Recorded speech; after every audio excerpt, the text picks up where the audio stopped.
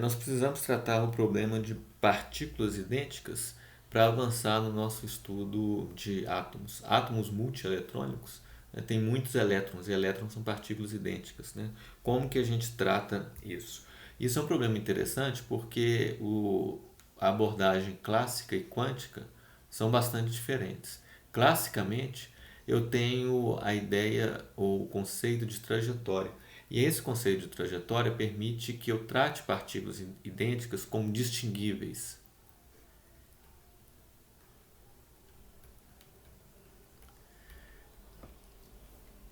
Então é como se eu tivesse essas partículas fossem bolas de bilhar, por exemplo, né? Tem com a mesma massa, mesmo tamanho, aí eu posso atribuir uma cor a cada uma, como se estivesse atribuindo um índice ou um rótulo a elas. E fica fácil seguir os movimentos porque eu tenho os estados desses corpos dados por trajetórias que eu vou conseguir obter resolvendo as equações de Newton. Então, com o conceito de trajetórias, é possível rotulá-las, né? Indexá-las e seguir as trajetórias individualmente. Então eu não tenho problema com isso. E eu digo que as partículas são distinguíveis.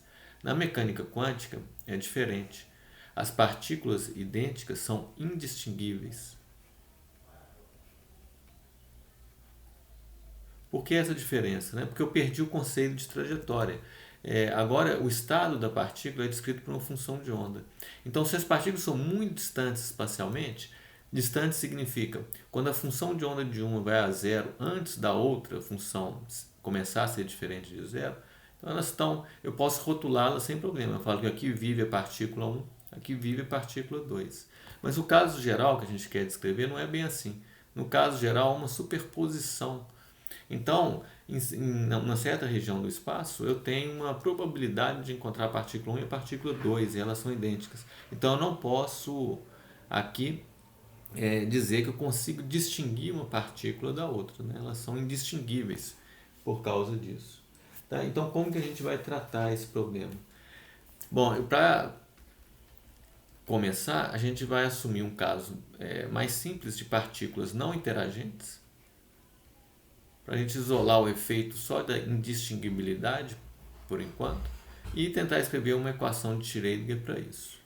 Então, vou colocar caso não interagente.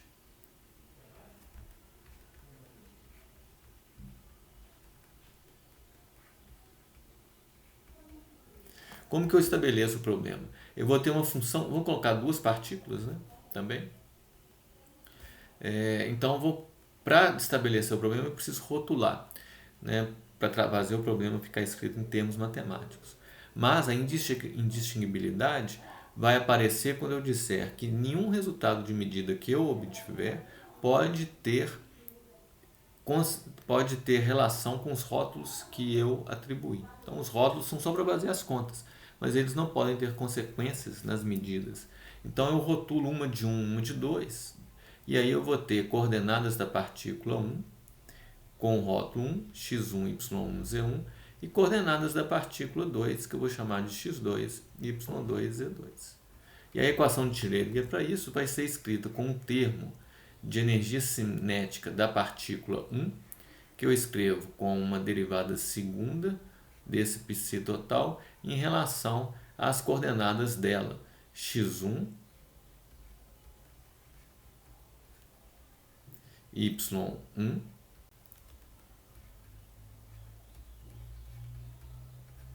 e z1. Eu vou ter também o termo, vou continuar aqui embaixo, aqui continua a minha conta, a energia cinética da partícula 2, que vem a ser esse menos h barra 2 sobre 2m, e o operador laplaciano, que são essa soma de derivadas segunda, atuando no psi total. Só que o operador laplaciano relativo às coordenadas 2. Então eu derivo duas vezes em relação a x2, duas vezes em relação a y2 e duas vezes em relação a z2. Esses são os termos de energia cinética.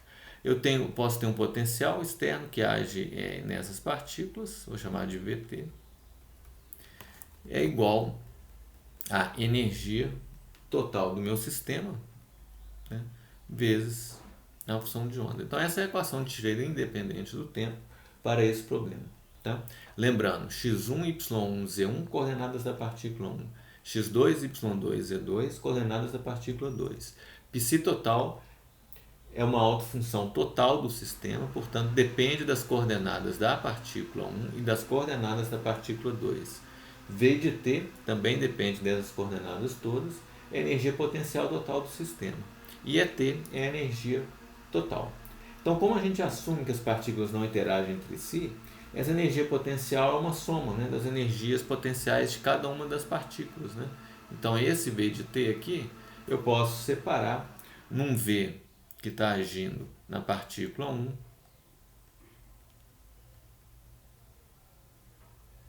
mais um V que tem a mesma forma, que está agindo na partícula 2. Como se eu colocasse as partículas, por exemplo, num campo elétrico.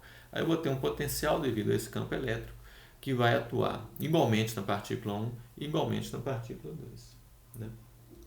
A pergunta que a gente tem que fazer é isso, levando em conta a indistinguibilidade, que é o ingrediente novo do nosso problema, levando em conta essa indistinguibilidade, como eu vou escrever o psi total.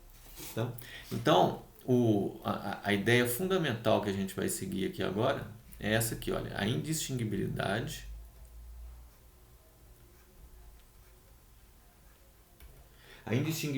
vai dizer o seguinte, ó, qualquer resultado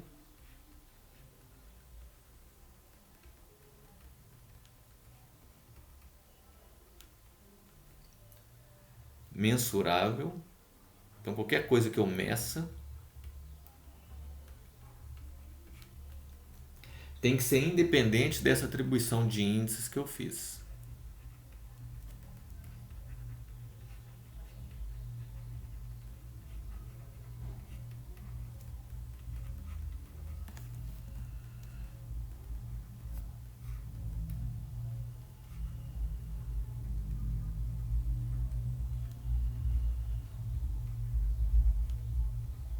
E aí eu tenho que, com esse conceito,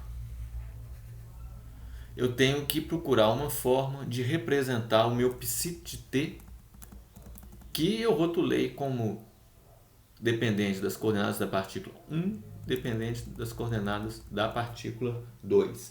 Então vamos fazer uma primeira tentativa para mostrar como que a gente vai tentar alcançar esse objetivo. A ideia mais simples é dizer que esse psi de t é uma função que depende das coordenadas do 1 vezes uma função que depende das coordenadas do 2. Que função é essa? É um orbital espacial e com uma variável de spin. Eu vou agrupar tudo isso no índice, então eu vou chamar de alfa e beta. Essas letras gregas vão representar, então, um estado. Né? Um estado significa um orbital espacial mais uma variável de spin. Então ela está num certo orbital psi-A espacial com spin para cima. O outro está num certo orbital espacial B com spin para baixo. Né? Então o orbital espacial, o índice dele mais a parte de spin, eu estou agrupando aqui por simplicidade de notação na letra grega alfa. Então esse aqui eu posso dizer que é o estado, né, da partícula 1. O estado já agrupa toda a parte espacial e de spin. Estado de 1. Esse aqui é o estado de 2. E a minha primeira tentativa é fazer um produto simples dessas duas coisas. Né? Então, escrito de forma um pouco mais compacta, eu estou dizendo que o psi de t é o psi alfa da partícula 1, que significa esse conjunto de coordenadas, e o psi beta, estado beta para a partícula 2 representa este conjunto de coordenadas. Partícula 1 no estado beta, partícula 1 no estado alfa, partícula 2 no estado beta. Vamos verificar então isso aqui, ó, a indistinguibilidade. Será que se eu representar o psi de t como esse produto, eu respeito aquela condição? Quer dizer, qualquer resultado mensurável independente dessa atribuição de índices? Uma coisa mensurável mais simples que eu posso pensar é a densidade de probabilidade, que está associado com a probabilidade de achar a partícula em algum ponto do espaço, de localizá-la em algum ponto do espaço. Probabilidade. Isso a gente calculou várias vezes, né? Através do complexo conjugado da função de onda vezes ela própria, né? Isso dá uma amplitude de probabilidade. Se eu multiplico por um dV, eu tenho a probabilidade de encontrar a partícula em torno, né, daquele elemento de volume dV. Então, quando eu faço isso nessa tentativa, que é um produto, eu vou ter o psi asterisco de 1, que está em alfa, psi asterisco da 2, que está na beta. Esse é o complexo conjugado disso aqui, vezes a própria função, que é o psi alfa de 1, psi beta de 2. E se os índices forem trocados? Então, se eu faço 1 virar 2, 2 virar 1. Isso é o teste. Será que se eu fizer isso, essa quantidade vai ficar independente dos índices? Quer dizer, vai ser igual a essa? A resposta é não, né? Vai dar errado. A nova densidade, amplitude de probabilidade, que é esse produto, vai ser completamente diferente, obviamente, porque eu vou ter, agora no orbital, no estado alfa, eu vou colocar a partícula 2. E onde eu tinha a partícula 2, que era no beta, agora vai estar com a partícula 1. Tá? Então a densidade de probabilidade vai ser isso aqui, ó, trocando sempre 1 com 2. A forma desse orbital é diferente da forma desse orbital. Então, quando eu faço essa troca de 1 para 2, eu tenho uma função aqui que, se eu plotar, ela vai ser completamente diferente uma da outra. Tá? Essas duas expressões, elas são diferentes. Então, o psi de t não pode ter a forma de um produto simples. Então, a gente tem que tentar alguma outra coisa. Uma solução, então vou colocar aqui, ó, isso não funciona.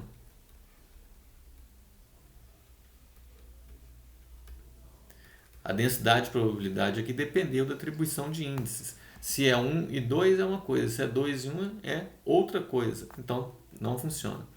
Como que eu vou tentar corrigir? Bom, a solução vai vir de tentar montar combinações desses produtos. Combinações que eu vou chamar de simétricas e antissimétricas. Vou colocar simétricas e antissimétricas